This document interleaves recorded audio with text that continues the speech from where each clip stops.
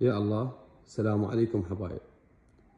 لاحظوا له هذا الجمال مال هاي الغرفة. هاي الغرفة 5 أبواب ملحق. لاحظوا له جمال الغرفة. والسعر +1.5، سعرها 900,000 فقط. غرفة صاج طبيعة 4 ملم، داخلها زبرة 3 ملم، قاعدة بلوك 14 ملم، ارتفاع الكنتور يكون 2.35 متر، عرض الكنتور 2.95 متر. لاحظوا لي هاي التقطيع مالته الداخلي، رفين يكون او رف حسب الطلب كيف يكون. نرماده شريطية على طول الكنتور.